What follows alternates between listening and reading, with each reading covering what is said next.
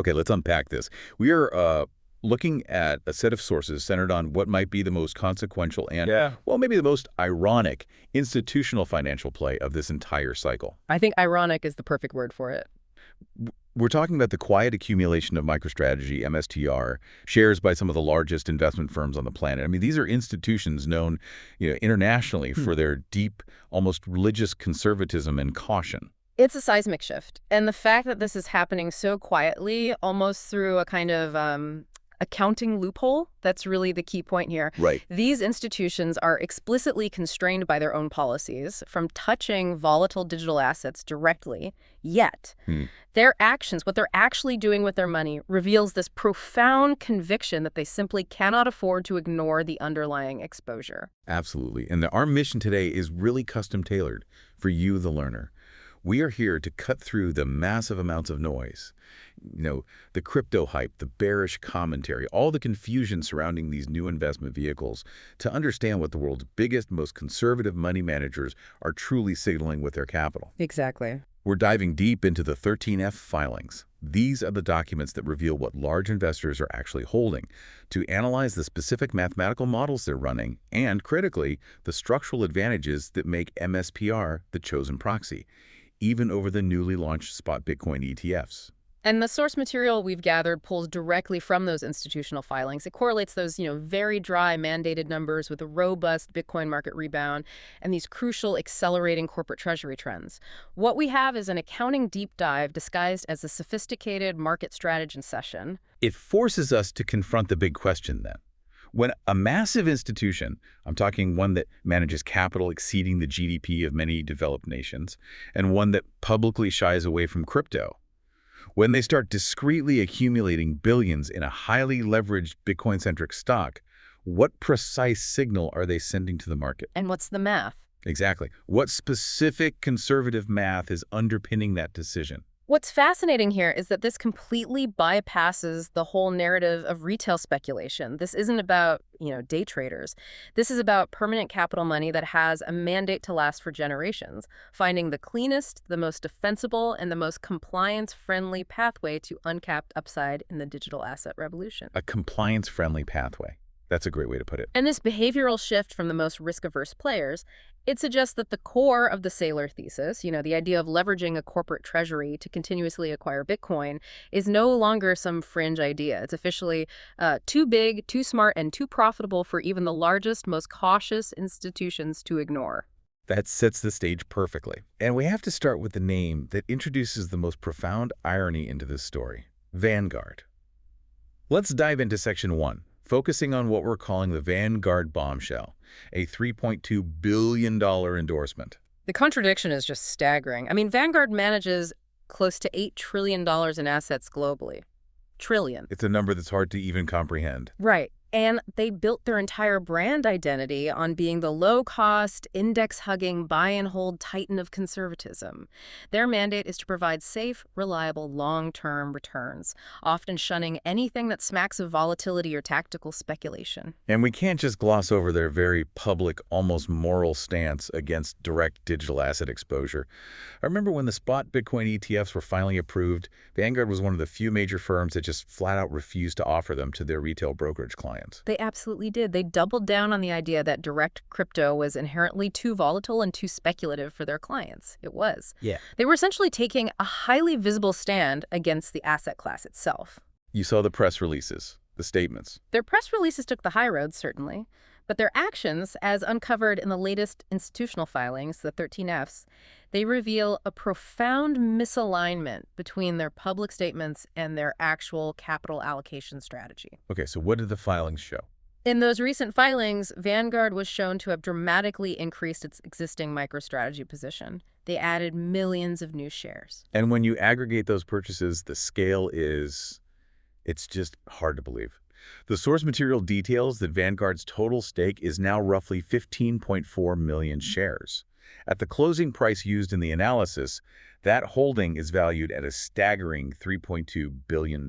We really need to give that number some context because 3.2 billion can just sound like a big abstract number. Right. This single position Vanguard stake in a company that is, let's be honest, essentially a leveraged Bitcoin holding company is larger than the entire market capitalization of approximately 98% of the companies listed in the small cap focused Russell 2000 index. Wow, so this isn't some tiny experimental position. No, not at all. This is not a passive allocation designed to track an index. This is an established, core, and highly intentional allocation that requires direct approval from the absolute highest levels of risk management within Vanguard. And the concentration of ownership is crucial for our listener to grasp, especially when we consider institutional influence. Vanguard now owns nearly 7% of MicroStrategy's entire public float. Maybe we should just quickly define float for everyone. Good idea. The float is simply the number of shares that are actually available for public trading on the open market. So by owning 7% of that float, Vanguard establishes itself unambiguously as the single largest shareholder of MSTR outside of Michael Saylor, the executive chairman himself. Which gives them significant influence both in terms of corporate governance and, I would argue more crucially, in terms of market signaling. Let's process that core signal fully. The institution that refused to offer its clients a safe, regulated, diversified spot ETF product. Right, the product designed for safety. Is now comfortably holding $3.2 billion of the most leveraged, most volatile Bitcoin proxy on the public markets. It completely defies their stated investment philosophy. It's the ultimate expression of the institutional imperative, though, isn't it? They have to generate returns, and if they're blocked from the direct route due to compliance or public image, they will find the next best, most compliant vehicle. And that's what this is. The source material refers to this as the loudest quiet endorsement in all of finance today. I love that phrase. It confirms that the largest institutions, constrained by legacy policy and their own risk committees, are actively seeking ways around those limitations. The compliance box is checked because MicroStrategy is formally an enterprise software stock traded on a major U.S. exchange. But the actual exposure they're getting. The actual exposure achieved is a highly effective, leveraged play on Bitcoin. This is institutional acknowledgement that the structure designed by Saylor works and, in their models, delivers superior risk-adjusted returns compared to simply buying and holding the underlying asset. Okay, so if we accept that structural point, the next logical question has to be, is this an isolated incident or is it a trend? We need to look at Section 2, following the institutional breadcrumbs, because Vanguard's move, while sensational, might just be the biggest data point in a clear global adoption pattern. It's the trend that validates the thesis. You're right. While Vanguard captured the headlines because of the sheer scale and the contradiction we just talked about, the real story is the pattern of major traditional finance players adding MSTR to their books across different continents. It suggests a synchronized strategic view of this asset. This isn't just momentum trading. No, this is strategic allocation. Let's look north then, specifically to the Canadian connection, which provides some fascinating insight into strategic timing. The analyses point out that National Bank of Canada, which is a big deal as the country's 6th largest bank, just disclosed a brand new substantial position. A position of 1.47 million shares. And that's valued at, what was it? It's valued at around $273 million.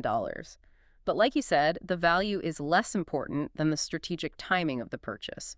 The source material provides a key nugget here. This purchase happened during the sharpest, most recent Bitcoin pullback. When MSTR was trading in the low 170s. Exactly, when MSTR was trading in the low $170 range. That timing just screams calculation, not desperation. It wasn't reactive, it was proactive. While the retail market was panic selling and watching headlines about the crash. A major commercial bank's risk committee and their trading desk were executing a planned purchase, strategically buying the dip. This shows institutional conviction in Bitcoin's long-term trajectory. It completely insulates them from the short-term market noise. It shows they had a plan. They had a price. That's correct. It demonstrates that they had predefined valuation metrics in place. They weren't reacting to the price action. They were executing a planned, fixed allocation when MSTR hit a favorable valuation ratio relative to its net asset value. It's not just them, right? National Bank is not an outlier, not at all. We see this spreading. TD Bank, RBC, and BMO have also been quietly adding smaller slices of MSTR in recent quarters. This confirms a regional consensus is forming among these major financial intermediaries, a consensus that MicroStrategy offers a necessary, compliance-friendly allocation.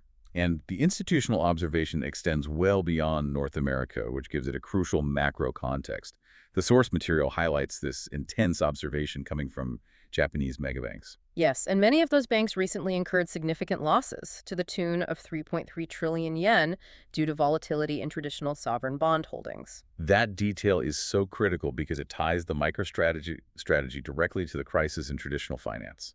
Historically, government bonds were the definition of a safe, conservative hedge. The safest asset you could own. And when they fail, when 3.3 trillion yen of anticipated safety just evaporates, traditional finance is forced to find alternatives. They have no choice. So these Japanese institutions, constrained by their own conservative culture and regulatory environment, are now quietly studying what is being called the Saylor playbook as a potential life raft.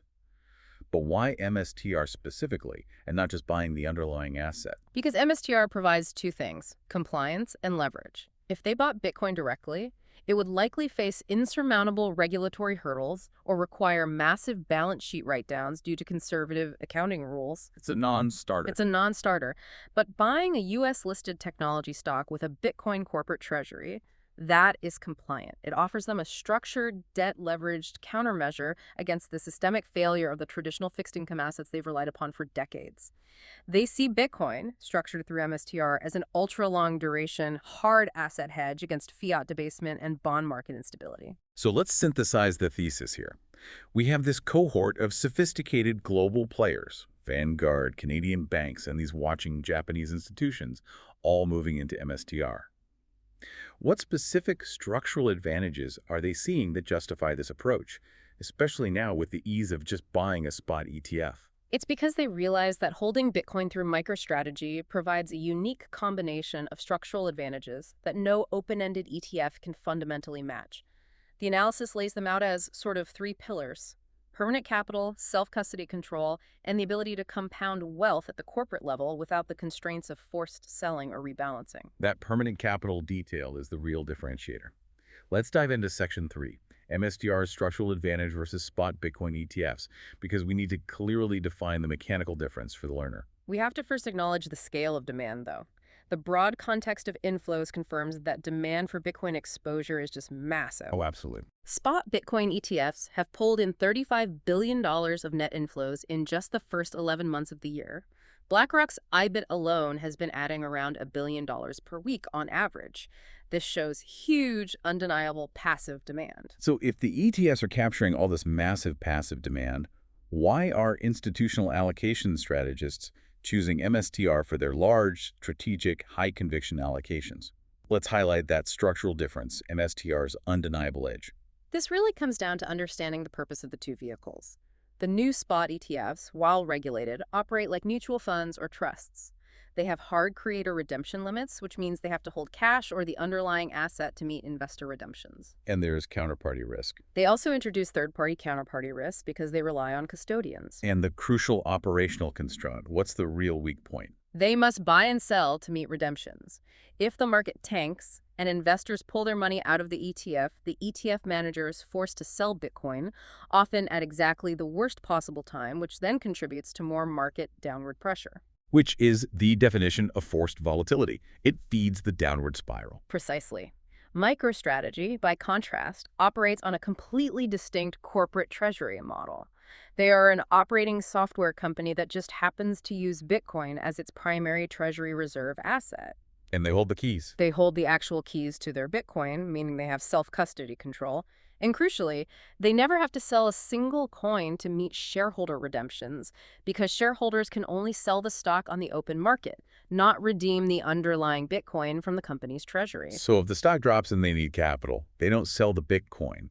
They use other financial levers. Exactly. They can borrow against the stack using highly favorable lending terms, or they can issue preferred shares or convertible notes, or just use their operating cash flow.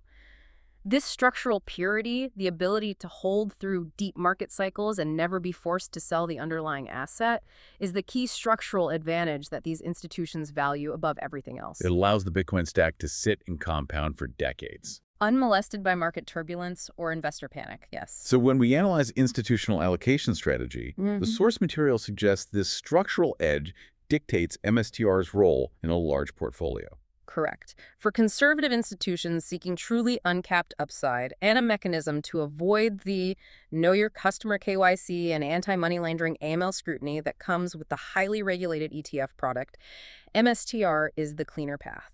They are choosing MSTR over the ETFs specifically for the leveraged, high-conviction portion of their overall digital asset strategy. So it's a different tool for a different job. Think of it this way. The ETFs are the safe, compliant floor, but MSTR is the permanent capital growth engine that provides the amplified return. That makes the distinction perfectly clear.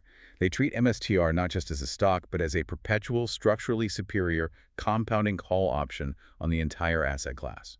Now let's connect that structural advantage to the mechanics of performance in Section 4, the corporate treasury flywheel and embedded leverage. This is where we really get into the self-fulfilling prophecy of the strategy. The structural strength of MSTR has catalyzed a corporate treasury trend. While the analysis notes that over 60 public companies now hold some Bitcoin on their balance sheets, MicroStrategy is still the one. they remain the singular pioneering force. They are the only one operating at true scale, with what the analysis aptly labels a religious conviction business model. That conviction is the driver. The core business, their software business, while it still exists, is really secondary to the primary mission of relentless Bitcoin acquisition.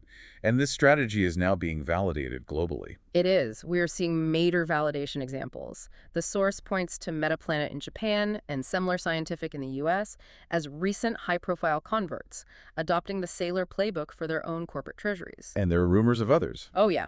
There are credible rumors of several major European and Australian firms preparing similar corporate maneuvers, restructuring themselves as Bitcoin treasury vehicles. But wait, why does this validation matter so much to the MicroStrategy share price? It sounds like they are creating competitors, which, should dilute the interest in MSTR. That is the counterintuitive genius of the flywheel. It creates a powerful, self-reinforcing loop.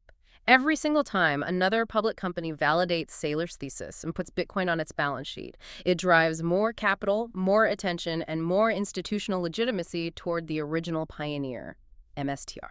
Let's break down the mechanics of the flywheel step by step for maximum clarity for the listener. Okay, step 1. More corporate treasuries buying BTC adds buying pressure, which pushes the Bitcoin price higher. Simple supply and demand. Right. Step 2. A higher BTC price immediately strengthens MSTR's massive balance sheet. It increases its net asset value, its NAV, and it validates its strategic debt issuance. And step 3. A stronger, more validated MSTR balance sheet makes the stock more attractive and less risky to the next wave of institutional and corporate adopters, which drives the stock price premium higher. It's a feedback loop. So Vanguard, with its $3.2 billion position, is essentially betting on the acceleration of this flywheel. They are front-running the inevitable trend of corporate adoption, knowing that MSTR gets a disproportionate benefit from this network effect. Exactly. They are buying the pioneer, knowing the pioneer holds the largest, most strategically acquired stack. Now let's talk about the payoff of this mechanism, specifically the leverage mechanics, which is what gives MSTR its signature, volatile but outperforming profile compared to the underlying asset. We can visualize the embedded leverage with a simple analogy. Think of MSTR not just as holding Bitcoin, but as holding Bitcoin on a slight incline. Okay. So when Bitcoin climbs a 40-foot hill, MSTR climbs a 60-foot hill because the company has used low-cost, long-duration financing to stack more Bitcoin than its unleveraged market capitalization would otherwise allow. And we saw this play out in real time just recently. We did. The analysis shows that over the 30-day period preceding this data, Bitcoin climbed robustly. It made a strong 40% move from the mid-$60,000 zone back up above $93,000. A 40% move. And MSTR stock performance during that exact window. During that same period, MSTR stock rose almost 60% from its local low. That translates to an outperformance ratio of 1.5 times the return of the underlying asset. So a 40% gain in Bitcoin translates directly to a 60% gain in MSTR stock value. Yes. And we keep coming back to the reason for that outperformance. The embedded leverage. That outperformance is the market actively and immediately repricing the embedded leverage. The market realizes that because MSTR has strategically deployed debt and equity financing to acquire a massive stack, Any increase in Bitcoin's value disproportionately impacts MSTR's equity value, the value that belongs to the shareholders like Vanguard. Let's look at their current holdings just to solidify this concept of embedded leverage for the learner. Okay, so MSTR currently holds 214,177 Bitcoin, a massive stack. It was acquired strategically, with the crucial detail being their average purchase price, which sits at around $35,000. $35,000. So at the $93,000 Bitcoin price point used in the analysis, their unrealized gain on that stack sits at a gargantuan $12.6 billion. So they have an asset that is appreciated by $12.6 billion in value. And what is the company's total market capitalization today? Only $29 billion. This leads us directly to the key valuation ratio insight that institutional quantitative traders rely on. The quant models. Right. When the stock trades at $29 billion and holds an unrealized profit of $12.6 billion, it means that the stock is priced such that you are buying each dollar of Bitcoin profit for less than $2.30 of stock. $2.30 to buy a dollar of profit. That ratio is what institutional capital is exploiting. Exactly. And the source analysis notes that this ratio was even lower, as low as 80 cents for every dollar of profit at the absolute bottom of the recent dip, which is precisely when the Canadian banks were piling in. Right. As Bitcoin continues its rebound trajectory, the market starts pricing in future accumulation, not just the current holdings, and this ratio expands dramatically, rewarding those who bought at the lower premium. That sets us up perfectly for Section 5, the institutional mass share price projection. If $10 trillion institutions are putting in billions, they are not using feelings. They are executing highly detailed, stress-tested, quantitative models. Let's walk through their simple bull case math. This is the cold, hard, critical section. It removes market sentiment and focuses purely on balance sheet fundamentals, conservative asset projections, and established valuation premiums. Let's start with scenario 1, the conservative scenario. What happens if Bitcoin simply returns to its immediate prior all-time high, which the analysis puts around $109,000?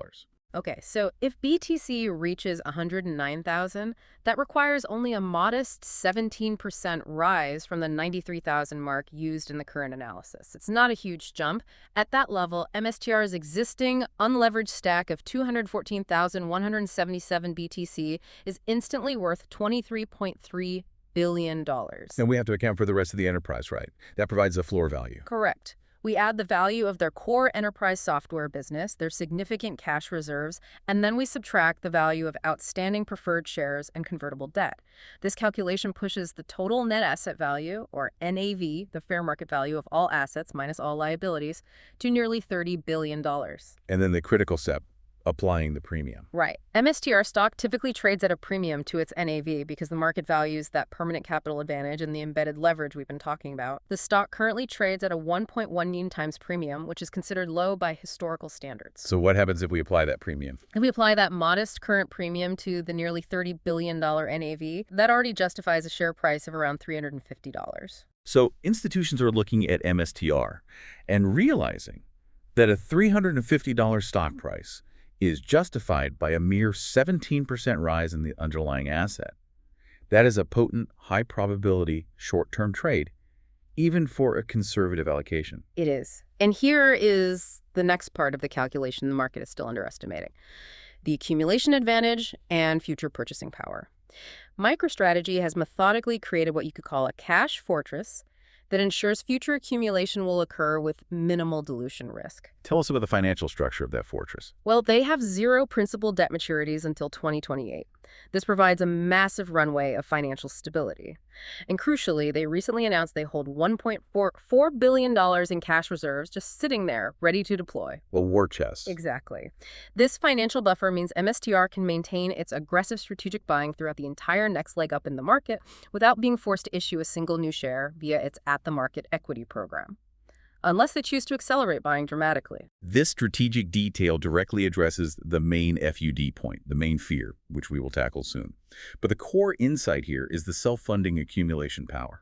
Absolutely. Think of the compounding effect. Every single $1,000 Bitcoin rises from this point adds $213 million of unrealized gain to the balance sheet, and that bolsters MSTR's ability to borrow or issue non-dilutive debt. This accumulation happens without any dilution to existing shareholders. It's an engine that gains purchasing fuel as the underlying asset appreciates. Okay, so now let's look at scenario 2, the analyst targets, which often define the long-term base case for major institutional money, looking out over the, say, 24 to 36-month horizon. This shifts the horizon to the next cycle peak, following the 2024 halving. Major global analysts, and we're talking respected firms like Standard Chartered and Bernstein, are now widely calling for Bitcoin to hit $120,000 by 2026. This modeling comes from traditional finance and is based on historical post-halving cycles and ETF demand models. At $120,000 for Bitcoin, what does MSTR stack translate to? The current stack alone would be worth $25.7 billion. But we must factor in continued accumulation. Based on their cash reserve and expected debt issuance, MSTR will likely acquire another 50,000 to 70,000 coins over the next 2 years. And the valuation premium is likely to expand dramatically as the market fully realizes the strength and singularity of this model. Precisely. If we factor in that continued accumulation and assume a modest premium expansion moving from the current 1.1x to a more standard cycle premium of, say, 1.5 times NAV, we land on a highly achievable share price target range of $450 to $500 per share. So the conclusion of this institutional math is that $400 is not a speculative target, it's a conservative base case. Correct. The analysis frames $400 as the absolute minimum base case if Bitcoin simply follows its established historical post-halving pattern. Vanguard, by allocating $3.2 billion, is effectively modeling $400 as the low end of their acceptable outcome. They're not buying for a 17% gain, they're buying for the 150% plus gain to the base case. This is compelling, but we have to maintain critical balance. We keep mentioning the financial acrobatics MSTR performs to acquire this Bitcoin stack. And as you mentioned earlier, the dilution bears are active and they point to historical actions. Let's move to Section 6, tackling the dilution FUD head-on. This is the most crucial pushback the stock faces. This fear, the short-term dilution caused by issuing new shares to fund massive Bitcoin purchases, is acknowledged by the source as the #1 FUD that keeps the stock premium suppressed compared to its 2021 highs. Let's start by acknowledging the historical facts. MSTR has in the past successfully issued convertible notes and utilized its ATM equity program to fund those immense Bitcoin purchases. While it funded the growth, it does technically increase the number of shares outstanding, thereby diluting the percentage ownership of existing shareholders. That is true, but the counter-argument lies in the mechanics and the pricing of that issuance, which the source material details. MicroStrategy uses highly sophisticated corporate finance tools that fundamentally mitigate short-term dilution risk. Okay, let's break down the mechanics of the dilution process. Let's use the example of convertible notes, which can be conceptually dense for the learner. What exactly is a convertible note? Simply put, a convertible note is a form of debt. It's a loan, but the holder of that debt has the option to convert it into equity, into stock, at a predetermined price later on. So it's a loan that can become stock. And the key is that predetermined price. Precisely. MicroStrategy is highly strategic about this. Every time they raise capital, whether through notes or equity, it is done at an increasingly high conversion price. The source provides a fantastic concrete example of this. Oh, too. The last major convertible note they executed was done at a conversion price over $400 per share, at a time when the stock was actually trading significantly lower, often in the 100s. So what does a $400 conversion price mean if I, the investor, bought my shares at, say, $150? It means you are only diluted once your shares have already returned a profit of 2.6 times your original investment. The implication is profound. New shares resulting from that note only come into existence when the stock is already mooning or trading significantly above $400. So the existing shareholders. Existing shareholders, the ones who bought at $150 or $200, have already realized massive gains far exceeding their original entry price before the new shares even hit the market. The dilution fear is real, but it is deliberately delayed, and occurs only after substantial profit has already been locked in by current holders. So the existing shareholders win first, then the float expands to fund the next round of growth. That is the perfect summary. It's a method of growing the underlying asset pool using cheap capital without punishing current shareholders in the short term. And the company's new strategic positioning with that cash fortress, that heavily mitigates this fear for the next year or two. Yes, the recent announcement of a $1.4 $1.4 billion cash reserve is a critical, deliberate strategic shift. This cash fortress acts as a firewall. It allows MSTR to weather any sudden market swarm and continue aggressively buying dips without needing to touch the ATM equity program for at least the next 12 to 18 months, neutralizing the short-term dilution FUD completely. So, to synthesize this argument, sophisticated investors like Vanguard have run the math on dilution and concluded that this short-term fear is massively outweighed by the compounding effect of the continuous Bitcoin gain and the permanent capital advantage. Absolutely. They ran the models, they factored in the risk of future share issuance, and ultimately concluded that a $3.2 billion exposure to this model is still a bargain because the compounding effect of an ever-growing unsellable Bitcoin stack over the long term is exponentially more powerful than the temporary increase in share float. Vanguard knows the FUD, and they bought anyway, validating the counter thesis. That brings us to Section 7, the long-term vision and a suggested playbook. Let's expand the math out to the consensus high-end targets that Wall Street analysts are now considering, moving beyond that base case of $400. Right. If we look at the current Wall Street consensus high-end target for Bitcoin in this cycle, it sits around $150,000. This is the top-end modeling that institutions use to forecast multi-year returns for their wealth management clients. At that level, and assuming the accumulation continues, what is the source projecting for MSTR's holdings? The source projects that if Bitcoin hits 150,000, MicroStrategy will own north of 300,000 Bitcoin because, as we established, they never stop buying. They will continue to deploy that $1.44 billion cash reserve and utilize non-dilutive financing instruments. So a 300,000 BTC stack, what is the value of that stack alone? That is a stack worth $45 billion alone. Okay, now, if we apply a moderately bullish premium, say 1.8 times the net asset value, which is still below the all-time high premium, where does that put the market cap and share price? That results in an $80 billion market cap, which translates to a share price of roughly $700 per share from the current trading price. The source frames this as more than a triple in value, achievable over the next 2 years, with the path fully funded and no black swan required. That sounds like pure euphoria modeling to me, though. If we saw valuation premiums that high 2.5 times NAV back in 2021, why should we assume the market will make the same emotional mistake again, especially now that regulated clean ETF products exist and are competing for capital? That is an excellent and necessary challenge. The reason the premium could expand again, even with ETFs present, comes back to the structural advantages.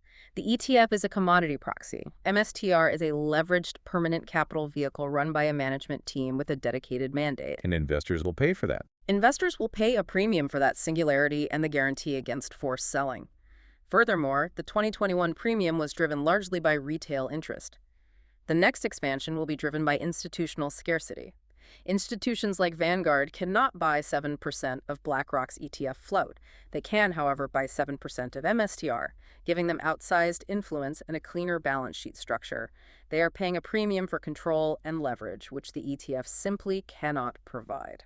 So the presence of Vanguard in such a massive position suggests they are playing for this exact high-end outcome, knowing the scarcity of this specific vehicle will drive the price premium higher than a basic NAV valuation. Their investment is a strategic, long-duration allocation designed specifically to capture that peak cycle scarcity and valuation premium. They are optimizing for the greatest long-term compounding effect. Now let's bring this down to brass tacks and make it actionable for our listener, the learner. The source material provides a highly specific tactical playbook for existing or prospective MSTR shareholders built on these valuation metrics. And the strategy is built on recognizing specific valuation signals rather than simply following the price action. The source highlights that the stock, after the recent pullback, is currently trading at 1.18 times NAV, its cheapest valuation since the summer. And historically, what has that 1.2 times ratio meant? Every major dip below 1.2 times NAV in the last 2 years has been characterized as a generational buying opportunity. And the institutional filings by Vanguard and the Canadian banks, buying heavily at these exact moments, constitute the loudest institutional buy signal you are going to get. So let's detail the actionable steps provided in the source. How should one begin the trade based on this institutional validation?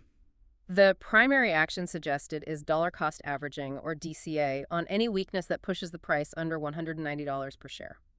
This allows the investor to leverage the current low valuation premium, mimicking the strategic entry points used by the Canadian banks. And what about profit targets? When should a holder, having accumulated shares, consider realizing some of those gains? The playbook suggests setting the first profit target at $250 per share. This target is logically set to align with when Bitcoin tags the $100,000 mark. And the second target? The second, more crucial target is to take some off the table at $300. This $300 target is timed specifically for when the next tranche of a convertible note converts, causing a temporary expansion of the float. Selling here captures maximum profit before potential temporary price pressure from that new supply. That's a highly sophisticated point, using the company's own debt structure as a roadmap for profit-taking. It is.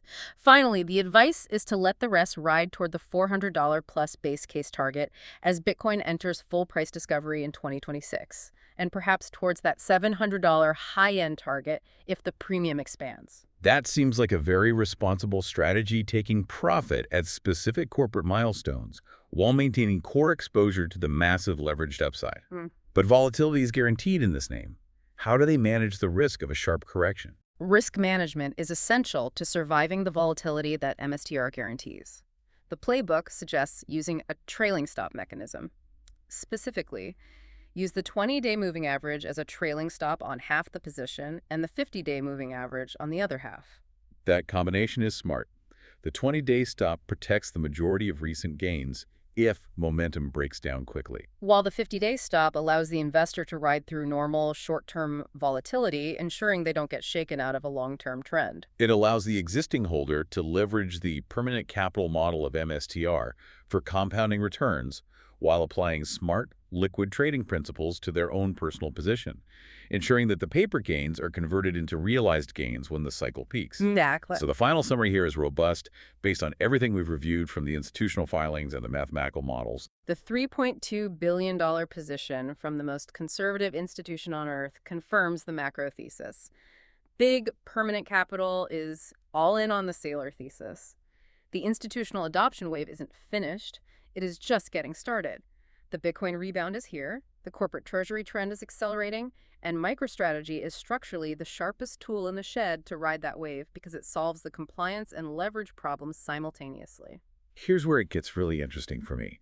What we've seen today is the definitive green light from institutional capital, a signal that is not based on, ephemeral hype or marketing, but on meticulous balance sheet analysis, conservative stress testing of the dilution scenarios, and modeling the powerful compounding effect of permanent Bitcoin acquisition. The largest pools of money have calculated the risk and decided the reward is simply too great to ignore, despite their own public mandates. This raises an important question, then. The focus often lands on MSTR's impressive stock performance and the immediate return, but the core takeaway from these institutional filings is the overwhelming validation of the corporate treasury strategy itself.